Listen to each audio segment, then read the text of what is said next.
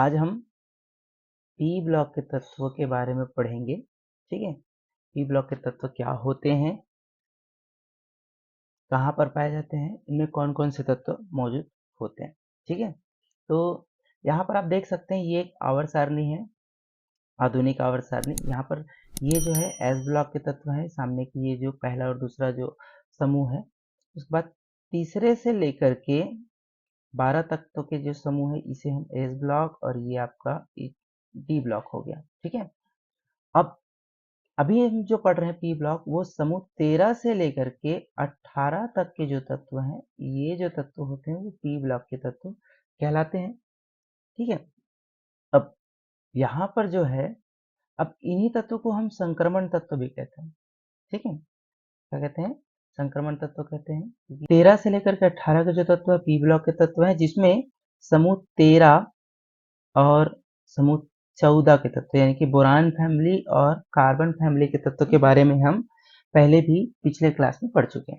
ठीक है, अब हम इस क्लास में जो है नाइट्रोजन फैमिली के तत्व यानी कि समूह 15 के तत्वों के बारे में पढ़ने वाले हैं। ठीक है, ये वाला जो फैमिली है आपका नाइट्रोजन फैमिली, इस फैमिली के बारे में हम यहाँ पर इस चैप्टर में पढ़ेंगे। ओवरऑल अगर हम देखें तो पी ब्लॉक के जो तत्व हैं, इनमें इलेक्ट्रॉनिक विन्यास करें तो इलेक्ट्रॉन बाहरी कोश में जो इलेक्ट्रॉन है वो किस में जाते हैं? पी ब्लॉक में जाते हैं। कहाँ पर जाते हैं? पी ब्लॉक में। ठीक है, यहाँ पर अगर हम देखें तो इलेक्ट्रॉनिक कॉन्फ़िगरेशन की बात करें तो इलेक्ट्रॉन जाएगा पी ब्लॉक में। ठीक है, जहाँ पर 1 से लेकर के 6 इलेक्ट्रॉन हो सकते हैं। ठीक है, तो इसे यहाँ पर आप देख सकते हैं 1s2 2s2 2p 1 to 6। ठीक है, कैसे होगा? 2p 1 to 6 यहाँ पर हो सकते हैं। ठीक है, इसे हम लिख सकते हैं 2p 1 to 6। ठीक है, 2p 1 to 6। अब इसमें जो आपके 18वां समूह के तत्व है ये वाला, ठीक है, ये जो है 1s2 के अंतर्गत आते हैं। ठीक है, बाकी सारे जो तत्व हैं वो पी ब्लॉक में आते हैं। ठीक है, अब इनमें जो पी ब्लॉक के तत्व होते हैं, ठीक है, इनके परमाणु का आकार, इनके आयनन ऊर्जा, आयनन की एंथैल्पी, ऋणात्मकता बहुत ज्यादा होता है, क्योंकि इनके आकार बड़े होते हैं। इनमें कुछ में डी कक्षक प्रेजेंट होते हैं, कुछ में डी कक्षक अब्सेंट होते हैं। ठीक है, यानी कि ये कह सकते हैं कि जो तीसरा आवर्त का जो तत्व है उसके नीचे या उसके साथ से तत्व जो है डी ब्लॉक के अंतर्गत आते हैं, उसके पहले के सारे तत्व हैं वो डी ब्लॉक में नहीं आते, उनमें डी ब्लॉक अब्सेंट होता है। यहाँ पर तत्व को अगर हम प्रकार के आधार पर बात करें तो जो तत्व है वो धातु, उपधातु और अधातु प्रेजेंट होते हैं। इनमें अलग अलग वेरिएशन हमें देखने को मिलता है। अब हम इस चैप्टर में नाइट्रोजन परिवार यानी कि समूह 15 के जो तत्व हैं, नाइट्रोजन से लेकर के यहाँ से अगर हम N2 की बात करें, नाइट्रोजन से लेकर के बिस्मिथ तक। ठीक है, बिस्मिथ तक इसलिए क्योंकि जो MC है, मिस्कोनियम करके जो तत्व है वो जो है सिंथेटिक एलिमेंट है। तो यहाँ पर नाइट्रोजन से लेकर के बिस्मिथ तक की अगर हम बात करते हैं तो नाइट्रोजन से लेकर बिस्मिथ तक आवर्त में जब हम ऊपर से नीचे आते हैं तो इनके धातु गुणों में वृद्धि होती है। क्यों? कैसे? तो नाइट्रोजन जो हमारा तत्व है, ये वाला जो तत्व है ये होता है हमारा अधातु। क्या होते हैं? अधातु होता है। फास्फोरस जो है ये भी अधातु होता है। ठीक है, उसके बाद आर्सेनिक AS और SB, आर्सेनिक ये वाला जो आप देख पा रहे हैं फास्फोरस। ठीक है, ये दोनों अधातु हैं। आर्सेनिक और एंटीमनी जो है उपधातु हैं, और बिस्मिथ जो है क्या है? धातु है।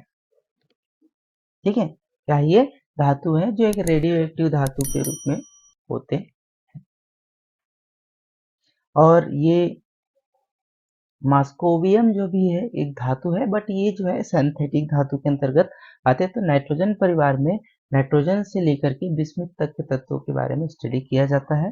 इसमें ऊपर से नीचे आने पर क्या होता है, धात्विक गुणों में वृद्धि होती है। मतलब समझ लीजिए कि ऊपर से नीचे आते हैं तो परमाणु क्रमांक तो बढ़ता ही है, उसके साथ साथ उसका द्रव्यमान भी बढ़ेगा। जैसे जैसे परमाणु क्रमांक बढ़ेगा तो उसका आकार भी बढ़ेगा, नंबर ऑफ इलेक्ट्रॉन्स भी बढ़ेंगे। तो जैसे जैसे ऊपर से नीचे आ रहे हैं तो वहां पर धात्विक गुणों में क्या होती है, वृद्धि होती जाती। ठीक है। अब ऑकरेंस की बात करें तो ये जो तत्व है वो हमें मिलते कहाँ हैं। ठीक है। तो ये जो तत्व होते हैं, अगर हम बेसिकली देखें तो नाइट्रोजन परिवार के जो तत्व आते हैं, ठीक है, ये आयतन की दृष्टि पर वायुमंडल में सबसे ज्यादा मात्रा में अवेलेबल होते हैं। कितने परसेंट? 78% अवेलेबल होते हैं। और खनन से यानी कि मिनरल्स या ओर के फॉर्म में हमें ये चिली सॉल्ट पेपर यानी चिली सोरा, पोटेशियम नाइट्रेट यानी इंडियन सॉल्ट पेपर के रूप में अवेलेबल होते हैं। उसके अलावा प्लांट्स में प्रोटीन के फॉर्म में यानी कि अमीनो एसिड के फॉर्म में अवेलेबल होते हैं, अमीनो एसिड के फॉर्म में अवेलेबल होते हैं। फास्फोरस एपेटाइट के फॉर्म में क्या होते हैं, अवेलेबल होते हैं। उसके अलावा ये जो है फ्लोरेपेटाइट में मिलता है। ठीक है। चट्टानों के मेन कंपोनेंट्स के फॉर्म में होते हैं, है ना। फास्फोरस जो है जीव जंतुओं की हड्डियों में, दांतों पे, है ना, मेन कंपोनेंट के फॉर्म में होता है। दूध में फास्फोप्रोटीन्स में अवेलेबल होते हैं, अंडे में अवेलेबल होता है। ठीक है। अब आर्सेनिक एंटीमनी ये सल्फाइड एस्क के रूप में हमें प्राप्त होते हैं। और मास्कोबियम एक सिंथेटिक, जैसे कि मैंने पहले ही बताया था, सिंथेटिक तत्व होते हैं। ओके। अब इनके कुछ बेसिक कैरेक्टर्स हैं, ठीक है, जिसे हमें याद रखना है 15वें समूह के तत्व के परमाणुिक और भौतिक गुणों के बारे में। तो हम वन बाय वन इसको समझने की कोशिश करते हैं।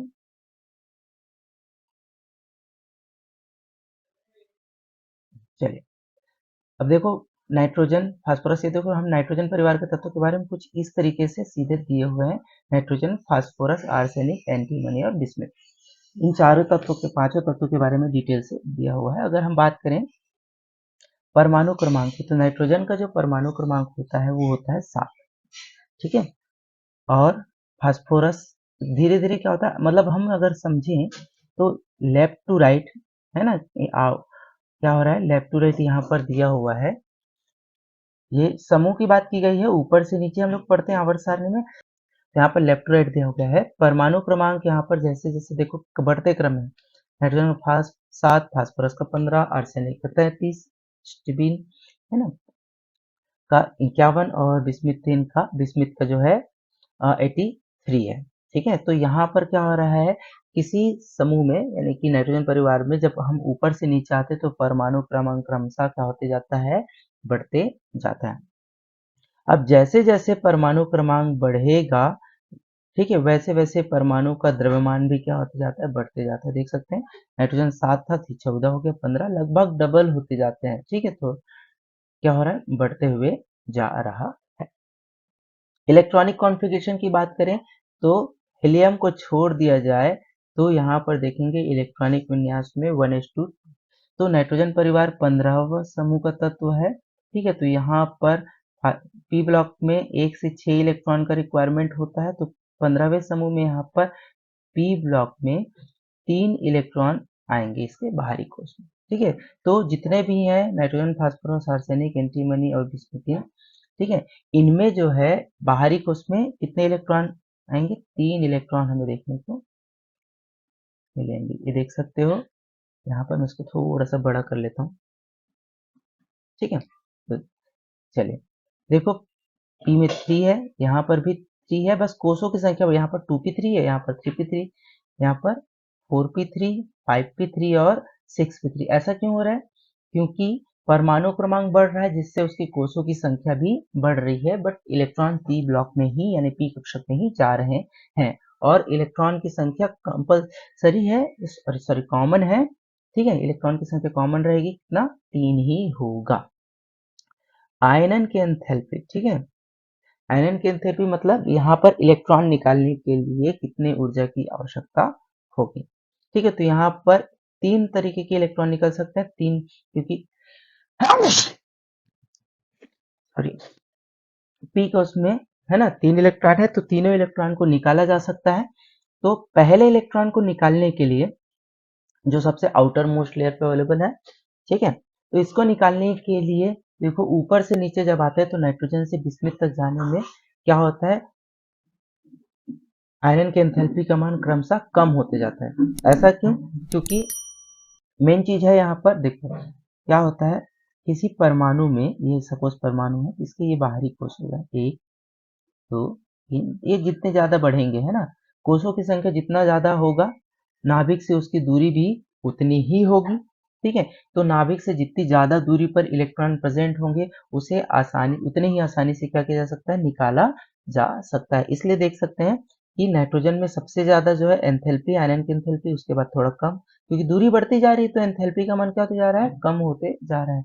जितनी ज्यादा दूरी होगी एनर्जी उतनी ही कम लगेगी, ठीक है। उसके बाद ये तो हो गया पहला इलेक्ट्रॉन का। अब देखो पहले इलेक्ट्रॉन के लिए तो ज्यादा बल की, ज्यादा ऊर्जा की आवश्यकता हो रही थी, अब धीरे धीरे क्या होगा, एनर्जी का मान बढ़ेगा, ठीक है।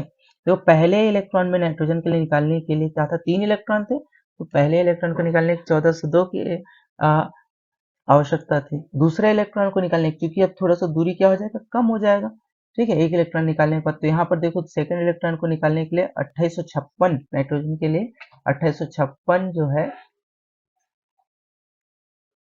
किलो जूल पर मोल एनर्जी की आवश्यकता है। ठीक वैसे ही फास्फोरस में देखो धीरे धीरे घटते जा रहे हैं, ठीक है, लेकिन एज कंपेयर पहले इलेक्ट्रॉन की तुलना में यहाँ पर जो है थोड़ा ज्यादा एनर्जी की आवश्यकता हो रही है, क्योंकि एक इलेक्ट्रॉन निकलने से वहां पर कोष में जो डिस्टेंस है थोड़ा सा कम हो गया है। सिमिलरली तीसरा के लिए करेंगे तो और ज्यादा एनर्जी की आवश्यकता होगी, कि 2 निकलने से इलेक्ट्रॉन थोड़ा सा और नजदीक में आ गया। तो यहाँ पर देखो बिस्मिथ में 703 थे पहले इलेक्ट्रॉन के, दूसरे के लिए 1610, तो तीसरे के लिए 2466 जो है किलो जूल पर मोल एनर्जी की आवश्यकता होगी। विद्युत ऋणात्मकता का मान जो है क्रमशः नाइट्रोजन से बिस्मिथ में आने तक घटते जाता है, 3 2.1 2 1.9 1.9 इस तरीके से। सहसंयोजक त्रिज्या का मान की अगर हम बात करें तो नाइट्रोजन परिवार में ऊपर से नीचे आने पर सहसंयोजक त्रिज्या का मान क्रमशः क्या होते जाता है, बढ़ते जाता है, ठीक है। ये क्या हो रहा है, जैसे जैसे हम ऊपर से नीचे आ रहे हैं तो परमाणु का आकार बढ़ रहा है, ठीक है। तो जो इलेक्ट्रॉन है वो कोष में जा रहे हैं, पी कोष, उसके बाद यहाँ पर धीरे धीरे कोषों की संख्या बढ़ रही है ना, डी ब्लॉक में भी जाते हैं, तो यहाँ पर इसका जो सहसंयोजक त्रिज्या उसका मान जो है बढ़ते जाते हैं, यानी कि कोषों की संख्या के आधार पर उसकी जो दूरी है नाभिक से बढ़ती जाएगी, तो सहसंयोजक त्रिज्या का मान भी बढ़ते जाएगा। आयनिक त्रिज्या की बात करें तो आयनिक त्रिज्या में क्या होता है, यहाँ पर देख सकते हो नाइट्रोजन से आर्सेनिक तक बढ़ता है, ये देखिए यहाँ पर नाइट्रोजन से आर्सेनिक तक बढ़ रहा है, फिर स्टीबिन में थोड़ा कम होगा, यानी कि स्टीबिन से फिर से क्या होगा, बढ़ेगा।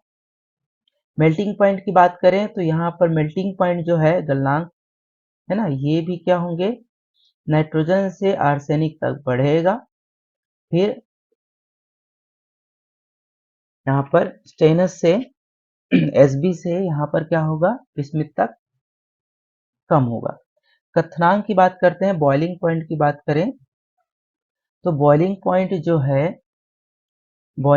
जो है देख सकते हैं यहाँ पर धीरे धीरे बढ़ते जा रहे हैं, है ना, जैसे जैसे ऊपर से नीचे आ रहे हैं तो उनका क्वथनांक भी क्या हो रहा है, बढ़ते जा रहा है, ठीक है। और 808 88 डिग्री सेल्सियस जो टेम्परेचर, ये इसका फ्रीजिंग पॉइंट है, ठीक है। डेंसिटी की बात करें तो डेंसिटी क्रमशः क्या होते जाता है, ऊपर से नीचे आते जाते हैं तो बढ़ते जाता है, ठीक है। आई होप समझ गए होंगे।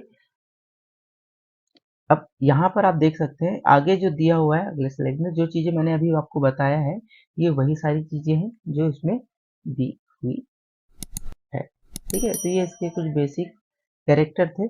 उसके अलावा अगर हम फिजिकल कैरेक्टर की अगर हम बात करें तो नाइट्रोजन फैमिली में नाइट्रोजन जो है वो क्या है, N2 जो है गैस स्टेज में होते हैं, ठीक है। बाकी सारे फास्फोरस से बिस्मिथ तक के जो तत्व है वो जो है सॉलिड होते हैं, ठीक है, क्या होता है, सॉलिड होते हैं, यानी कि आयरन के एंथैल्पी में कमी आएगी तो परमाणु का आकार जो है बढ़ेगा, जो चीजें हम अभी थोड़ी देर पहले देखे हैं, ठीक है। अब इसमें सबसे इंपॉर्टेंट चीज है, नाइट्रोजन को अगर हम छोड़ दें, ठीक है, तो इन सभी तत्वों के जो है क्या होते हैं, एलोट्रॉप्स अवेलेबल होते हैं। क्या होते हैं, एलोट्रॉप्स जो है अवेलेबल होते हैं, एलोट्रॉप्स, यानी कि इसके अपर रूप पाए जाते हैं। क्या पाए जाते हैं, अपर रूप पाए जाते हैं। ये इसके क्या है, फिजिकल कैरेक्टर्स।